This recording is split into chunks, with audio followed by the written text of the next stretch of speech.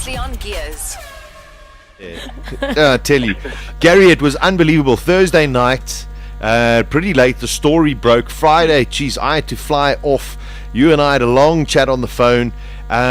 News that I think, I wouldn't say it took the whole world by storm, but there was so much going on that there was a concerted sort of effort by McLaren to try and keep Lewis Hamilton at Mercedes-Benz. When you heard the story, how did you feel that Lewis Hamilton was leaving McLaren to go to Mercedes? Well, I've got to say that I did expect it. You know, we knew obviously after Eddie Jordan press that the negotiation was taking place, and a lot of things made sense at the time. And of course, subsequently to that, we heard about McLaren's comeback and the big offer that they put on the table. And there's no doubt that they wanted to keep Lewis Hamilton. I mean, if you are a top team, you need one of those drivers like Lewis Hamilton, Alonso, Vettel, and they had him in the fold there. And when the news came out, it was like, well, you know what? As I said, it makes sense, and I understand why Lewis Hamilton wanted to lead the team. And it's the beginning of a new chapter, really, for Formula One. I mean, it was huge news.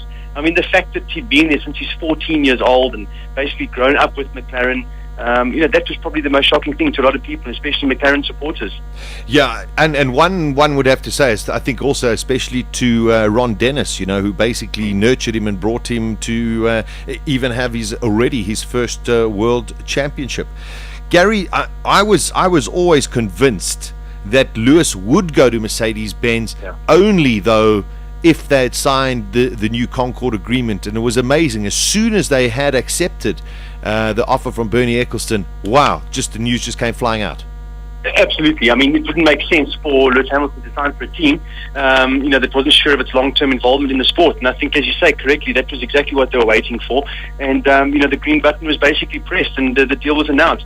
I think it's massive news for Mercedes. I think that basically, if you just look quickly at the driver front, Schumacher, I don't think he has under-delivered to a large degree. I think a lot of people expected more. They needed a driver like Lewis Hamilton.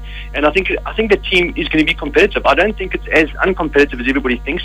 And I certainly think with Lewis Hamilton there, it's going to take the team to new heights. And, I mean, it just opens up a whole new realm of possibilities for Lewis Hamilton as a brand and all those other things that have been spoken about. So it's huge, and I think it's going to be a very, very exciting partnership. I couldn't agree with you more. Let's just look at some of the winners and the losers out of this whole thing. You got to say Lewis Hamilton, the big winner in terms of, I suppose, the pay package, and hopefully steering the team to success. Because I agree with you, even with Nico and Michael there, they haven't really performed, and perhaps actually that car is not as bad as what we think. No, I don't think so. I mean, it has won a Grand Prix, as we saw this year in China, but also the development, side of it. Yes, Michael Schumacher is fantastic. You cannot dispute that. But, I think his age and the amount of testing that they have in Formula One is not what he had at Ferrari by any stretch of the imagination. So Lewis Hamilton's a modern Formula One driver, if you like, and I think can really take a team to new heights. So you just got to look at a situation like Sebastian Vettel and Toro Rosso. When he arrived at the team, it took a team from back in the grid team, basically, midfield, the mid-pack team, right up to winning a Grand Prix. And I think you're going to see something similar with Mercedes and Lewis Hamilton. So we got a winner there in the sense of Lewis Hamilton. You've got to say the winner out of all of this, Mercedes. I mean, they have one of the top 3 drivers in the world, and if not even coming with a world championship the way that he's going at the moment. It may well be the case, and as you said, that's a huge coup for Mercedes-Benz. The talk of it is that Michael Schumacher delayed his announcement, and they basically got stuck into negotiations with Lewis Hamilton. It's the best thing they could have done. I mean, even if Schumacher hadn't delayed, if I was Ross Brawn in the team, I would have been after Lewis Hamilton or somebody like him, big time, and the deal was done for them. So yes, I think they have won huge time, and this is going to be, like I say, I think an exciting era for the team. Incredible stuff. Gary, in terms of losers, Michael Schumacher, you got to say we don't know what his plans are. It's not without the realm of possibility that he might go either retire or perhaps even go back to Ferrari. I think the possibility exists. I mean, even the rumor of him talking to Sauber, and it may sound crazy to some people, Michael Schumacher and Sauber, but thinking about it over the weekend, Michael Schumacher, you're still competitive. You're still one of the best out there. Maybe not at the cutting edge anymore, but you're still good enough to score points regularly for a team like Sauber. What else is he going to go and do? Race motorbikes again? Go and hurt himself? He can race to Sauber and get paid a few $1 million a year. The Ferrari thing as well. It does not. There's a possibility there. There's talk of them signing Vettel and leading a driver only for 1 year, I mean, it would be fantastic, I think, for Schumacher to go back into that fold. I mean, after the racing career ends, there's far more to do, I think, with Ferrari than possibly with Mercedes-Benz. Well, this is where it comes down. Mercedes have said that they can offer something, to Michael staying with the team, becoming a brand ambassador. But let's be honest, they put all of their money into Lewis Hamilton. Schumacher's, it's going to be more like, oh, well, he raced for Mercedes, didn't do anything, thanks very much for playing. Goes back to Ferrari, all of a sudden, people will always remember him as Ferrari because that's where he won the majority of his titles. It doesn't, unless Luca de Montezemolo doesn't want him there, I think it would be a very clever move. It certainly would. I mean, look at it. In 10 years' time, are you going to buy a Michael Schumacher Mercedes shirt or a Michael Schumacher Ferrari T-shirt? I think you've got to answer that question. So from a commercial point of view, there's no doubt that Michael would certainly benefit from being back at Ferrari.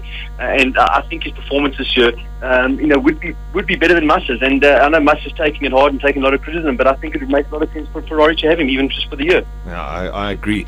What other losers? Let's look at Nico Rosberg. Here was a guy who came in when Michael returned, sort of had the better of Michael Schumacher. He was sort of in some sort of headlights. All of a sudden, he's now completely on the back foot again.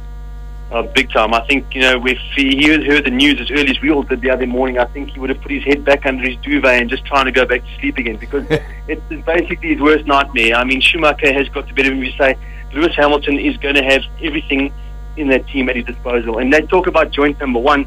I can promise you right now that's not the case. They're going to be pumping everything to Hamilton. And Rosberg is going to need to do something absolutely spectacular, I think, to get onto equal footing, at least with Lewis Hamilton. And quite frankly, I don't think it's going to happen. Now, there's something that one has to look at. Over this past weekend, Gary, we had Bernie Eccleston coming out and saying that he's trying to mute the change of power in terms of engines. Because in 2014 we meant to have the 1.6 V6 engines. Now all of a sudden they're saying no, they don't want it. It's not going to sound the same, not going to be the same. Whether this goes off is very critical to the future of McLaren. It certainly is. I mean, McLaren would also have to buy their engines, which we know from next year. But the new engine, the big thing is, what would McLaren use? Would they continue to buy Merc engines? They've got a Ferrari option, they've got a Renault option. That is really what it is. Or develop their own power plant. So, this is going to be quite critical, obviously, to McLaren as well. But I think a lot of Lewis's decision was also made on the fact that the engine regulations were going to change and you're going to have the works team at your disposal. However, we know that the Mercedes engine is good enough to win in any event. So whether they stay or go with regards to Merc, I don't think it's going to affect Lewis and his team so much. Yeah, I don't think it'll have that effect. But I suppose, unfortunately, we don't know what the crux was that made Mercedes re-sign the Concord agreement. They might have pushed Bernie to say, "Listen, we'll stay, but we don't want 1.6 V6 power." We don't know it at this stage. But it was quite a shrewd comment coming out from Eccleston saying that he would prefer to stay with the V8s.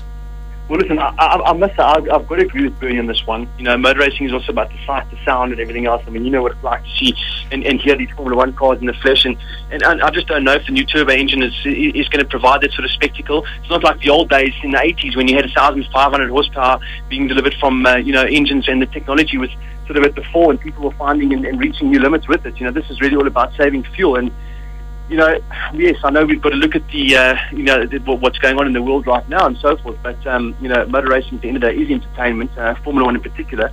I don't know, maybe I'm wrong, but I would be quite happy to stay with the V8 engines. Yeah, I think most of the teams would be quite happy as well. Although you've got to sit there and go that Renault, Ferrari, and most probably Mercedes have spent millions and millions of dollars now already trying to develop a 1.6 engine. So, it's just money down the drain. Gary, the next big loser, if I can call it, is, in my opinion, McLaren, because they've lost Lewis Hamilton. As much as I think Sergio Perez is a terrific driver, can he step up and fill the shoes of Hamilton at McLaren? Well, that remains to be seen, and I agree with you. Yes, a fantastic driver and all the rest of it, but I just don't know if he is of Lewis Hamilton's quality. And when I say that, I mean he's not far behind Lewis Hamilton either. So it's a tough judgment, or a really judgmental thing to say. But McLaren, what I'm seeing here is it kind of reminds me of McLaren in the mid-90s when they ran out of the Honda engine. They lost Ayrton Senna. They had Nick Hackman in the team who was injured, and then they had to get, I think, Philippe Alliot and Martin Brundle into McLaren and the Peugeot engine. It was just a difficult time for them. And they had to basically rebuild once they signed the Mercedes deal. And you sort of feel that that's where they could go to. At the end of the day, I mean, Jenson Button, just look at results. Is he now your team leader? Well, that's a tough one for the team. And is Perez going to be able to at least match Jenson Button? He needs to be faster than Button to get anywhere near to where Hamilton is. Yeah, it's a very precarious situation for McLaren at this stage. Sometimes, taking the eye off the ball, maybe the focus being too much on their road cars has allowed Lewis to escape, where, in my opinion, they shouldn't have actually allowed that to happen. But it is done and dusted. And listen, I wish Perez, I wish them greatness to have at McLaren, but I just somehow that driver pairing of Button and Perez doesn't really excite me as much as a team that's got a Vettel, a Hamilton, or an Alonso in it. No, absolutely, and you've got to have one of those shares. We said a number of times, and that's why McLaren tried so hard to keep Lewis Hamilton. I mean, they put the money on the table and really tried to keep him there. There's no doubt, and I think behind closed doors, if you're Ron Dennis speaking to Martin Whitmarsh, I'm sure the instruction was do whatever you can to make Lewis Hamilton stay, but obviously it didn't work out like that. Yeah, obviously it wasn't enough. Gary, finally, I mean, this has opened up the market quite a lot. Michael Schumacher, we've spoken about him at length. I mean, there's talk that he could go to Sauber, he could go to Ferrari, he could retire. Do you see any other sort of movements in the driver market? Well, there's still talk of Hulkenberg also at Ferrari, going to Ferrari as well. So, the market is very, very open at this stage, and I think a very exciting time if you're a guy like Nico Hulkenberg, looking for a top-line seat and, just sort of praying that things go your way. It could really, anything could happen at this point in time. There's a lot of things that go with these negotiations as well, and teams will look at the fact that driver's nationality, where they're going to pick up the most sponsorship from, where's the market that they're looking for.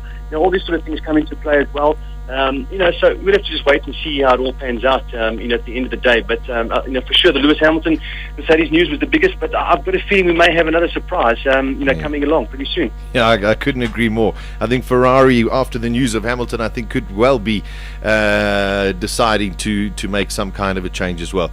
Gary, it's a fascinating subject. I'm sure we'll cover it a lot on Wednesday night in Absolute F1, and we look forward to the Japanese Grand Prix. Final question. If you are now part of the Lewis Hamilton team at McLaren, you know that the guy's going to go. I mean, how's this going to change the dynamic within the team? Well, firstly, Lewis Hamilton's not going to get all the development that he would have been getting. Of course, the team don't want to give anything away, as they'll carry those developments through to next year. So they're going to have to put a stop, on that with regards to Lewis Hamilton. So it becomes very tough. I think it's quite simple for Hamilton. Put all of that out of your mind. I think you're fast enough to do the job, irrespective of what development comes your way. Just keep the championship in mind, go out there, drive your socks off, and there is a good chance you can actually take this title. Yeah, I tell you, there's a good chance that he can. Gary, always great to speak to you, my friend. I'll see you on Wednesday. Likewise, see you later. Cheers, everyone. All right, cheers, man. There we go. Gary Formato giving his take on Lewis Hamilton. Come on, girls, you heard it all now. Good move, bad move. Kate? I was at the back. I think good. Good move for Lewis. I'm happy. Wait. Okay. No, bad move for McLaren. I had a question. Isn't this like moving from Barcelona to go play for like Arsenal or something? Not really. Listen, at the moment, if you look at it on paper, it does look. You go, McLaren is right up there winning.